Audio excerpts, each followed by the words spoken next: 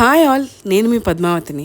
ఇవాళ hair mask నా స్టైల్లో ఎలా చేసుకోవాలో చెప్పడానికి మేము ముందుకు వచ్చాను. ఫస్ట్ అయితే మెంతులు కావాలి, మరియు నిమ్మబద్దలు 2 అవి కట్ చేసుకొని రెడీగా పెట్టుకొని, పెరుగు కూడా కప్పులో సగం పైన పెట్టుకొని అలా ఐటమ్స్ అన్నీ రెడీగా టేబుల్ మీద పెట్టుకొని ఉన్నా. ఫస్ట్ అయితే మనం ముందుగా రెడీ చేసుకున్న మెంతులు 2 టేబుల్ స్పూన్లు మిక్సీలో వేసి ఆ తర్వాత మూత పెట్టుకొని గ్రైండ్ చేసుకోవాలి. నేను పీజీలో ఉంటున్నాను కాబట్టి నా దగ్గర ఇటువంటి మిక్సర్ మాత్రమే అవైలబుల్ ఉంది.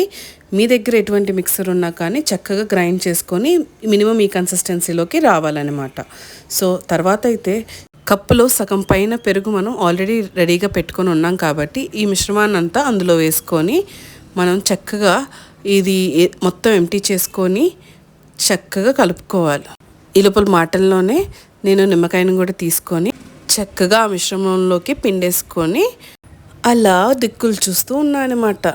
ఈ లోపల మనం ఏం చేద్దామంటే ఈ జార్లో ఏదైతే కొంచెం మిశ్రమం ఏదైతే మిగిలి ఉందో అందులో కొంచెం వాటర్ వేసుకొని చక్కగా మనకి పక్కన పెట్టుకున్న మిశ్రమంలోకి మనం యాడ్ చేసుకుందాం. యాడ్ చేశాక ఈ కన్సిస్టెన్సీలోకి రావాలి ఫస్ట్ అయితే.